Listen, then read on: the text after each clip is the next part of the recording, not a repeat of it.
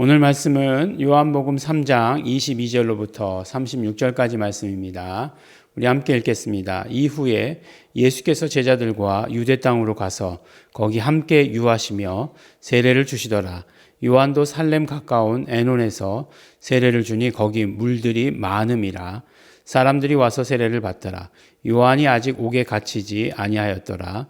이에 요한의 제자 중에서 한 유대인으로 더불어 결례에 대한 변론이 되었더니 저희가 요한에게 와서 가로되 랍비여 선생님과 함께 요단강 저편에 있던 자 곧 선생님이 증거하시던 자가 세례를 주매 사람이 다 그에게로 가더이다.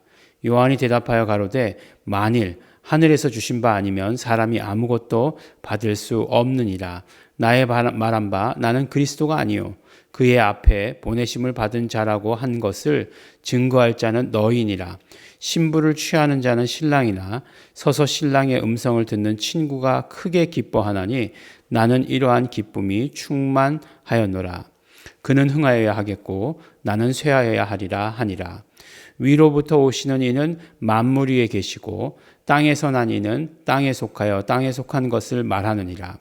하늘로서 오시는 이는 만물 위에 계시나니 그가 그 보고 들은 것을 증거하되 그의 증거를 받는 이가 없도다.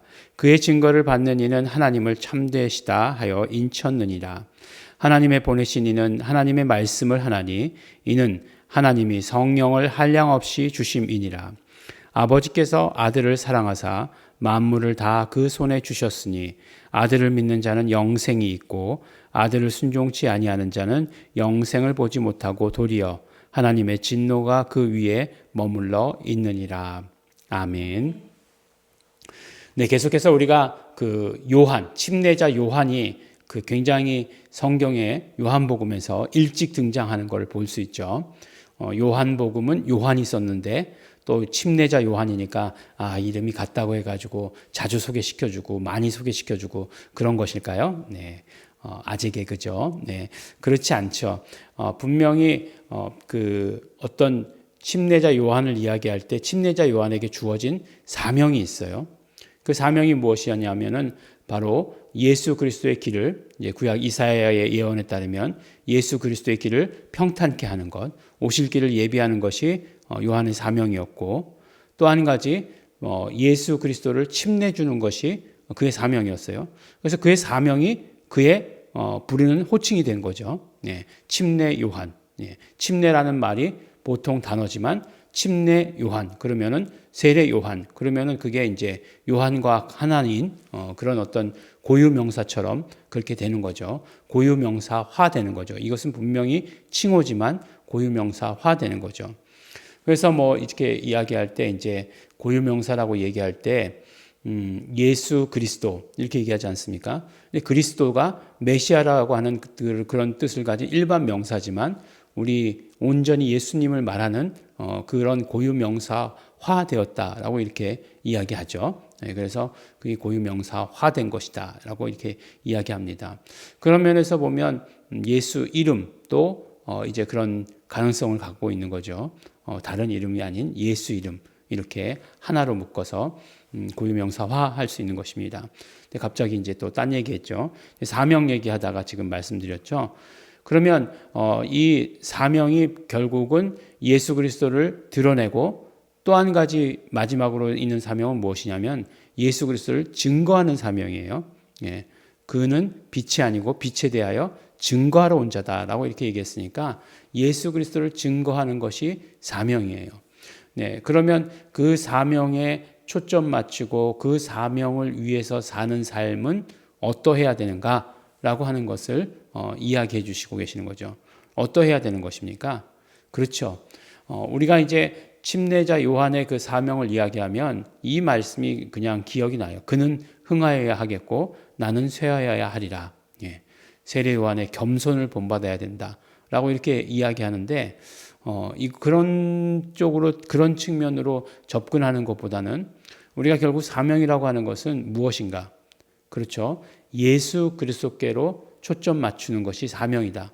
사명자가 사명받은 자가 해야 되는 일이다라고 하는 것이에요. 나에게 사명이 이것이다라고 해가지고 내가 그것을 드러내기를 나를 드러내는 것, 그건 아니에요. 예, 분명히 예수 그리스도가 드러나시도록 하는 것이에요. 오늘 말씀을 보니까 예수님께서 제자들과 유대 땅으로 가서 거기 계시고 거기서 침례를 주셨다라고 이렇게 이야기하고 있어요. 그러니까 성경에서 굉장히 침례가 중요하죠. 중요한 역할을 감당합니다. 그래서 우리 믿는 자들이 침례하는 것이 굉장히 중요해요. 예수 이름을 말하는 것, 예수 이름을 고백하는 것, 그 모든 어떤 시작이 이 침례로부터 시작하는 것입니다. 그래서 침례가 굉장히 중요해요. 근데 이제 예수님께서 침례를 주신 적이 있느냐라고 이렇게 물어보면 어디서 누가 그럼 침례 받은 사람이 있을 거 아니에요. 예. 그런 침례 받은 사람 이름이 없는데요. 이렇게 생각하게 되는 거죠. 근데 분명히 요한복음에서 이렇게 말씀하고 있죠. 그 예수께서 침례를 주셨다라고 이렇게 얘기하고 있죠. 근데 이제 또 뒤에 가 보면 예수께서 직접 주신 것이 아니고 제자들이 주었다라고 이렇게 이야기하고 있지만 결과적으로 이제 침례라고 하는 것이 예수 이름으로의 침례잖아요. 예수 이름으로. 예, 예수 이름으로 침례받는 것이기 때문에 그 이제 모든 것들이 다 하나다라고 이렇게 얘기할 수 있겠죠. 근데 이제 그 요한은 침례자 요한이니까 계속해서 많은 사람들 침례 주고 있었어요. 근데 요한의 제자가 있었어요. 요한의 제자가 다른 유대인들과 더불어서 결례에 대해서 이야기를 나누고 있었어요. 결례. 그들의 어떤 그런 전통에 대해서 얘기를 나누고 있었던 거죠. 전통에 관한 법에 대해서 얘기를 나누고 있었던 거예요. 근데 그 이야기를 요한에게 전하는 것이 아니라 예수님께서 그 제자들과 더 많이 침례를 준다고 합니다. 라고 이렇게 얘기하는 거예요. 예. 그러니까 무슨 말이에요? 딱 어감이 딱 느껴지잖아요. 아니 먼저 시작하신 분이 우리 선생님이신데 저쪽에 사람들이 더 많이 갑니다. 예. 우리가 원조인데 예. 저쪽이 더 많이 사람들이 갑니다. 그럼 우리는 어떻게 해야 되겠습니까? 우리는 진짜 원조라고 붙여야 되지 않겠습니까? 예. 진짜 원조 할머니 집 이렇게 붙여야 되지 않겠습니까? 이렇게 얘기한 거예요. 그때에 이제 세례 요한이 대답하는 거죠. 뭐라고 얘기합니까?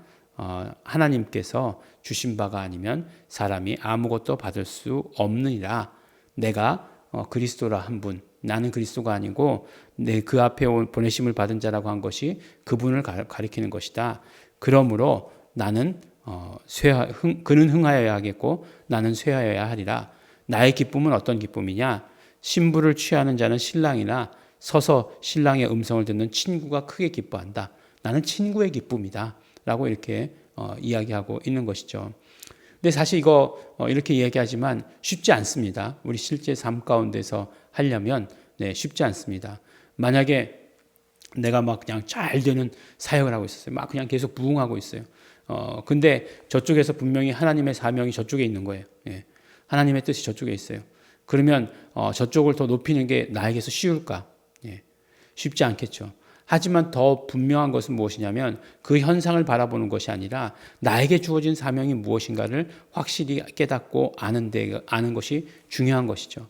그래서 나에게 주신 사명을 깨닫고 그것이 예수 그리스도와 어떻게 연결되는가 하는 것을 아는 것이 너무나 중요하죠.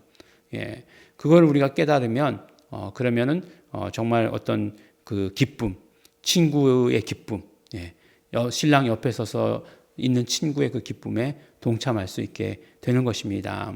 그 후로 오늘 우리에게 주시는 말씀, 맨 마지막 절 말씀이 굉장히 중요하죠. 아버지께서는 아들을 사랑하셔서 만물을 다 그 손에 주어주셨고 그 다음에 아들을 믿는 자에게는 영생이 있고 아들을 순종치 않는 자에게는 영생을 보지 못하고 하나님의 진노가 그 위에 머물게 된다. 모든 기준이 다 아들에게 있다. 아버지께서 보내신 그 아들에게 있다라고 하는 것으로 이 침례자 요한의 증거를 마치게 되는 것을 보게 됩니다. 우리의 삶에서요, 우리에게 주어진 사명이 분명히 있습니다.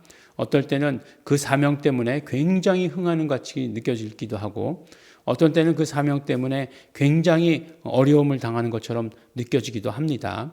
그러나 중요한 것은 하나도 변하지 않는다는 거죠. 우리가 예수 그리스도를 중심으로 하는 그 사실, 우리가 예수님만 바라보고 사는 그 사실은 하나도 변하지 않는다는 것을 우리에게 말씀해 주십니다. 우리 다 사명 받으신 자인 것을 압니다. 다 사명자들입니다. 예수 그리스도께 집중하시는, 예수 그리스도만 바라보시는 우리 성도 여러분 되시기를 예수 이름으로 축원합니다.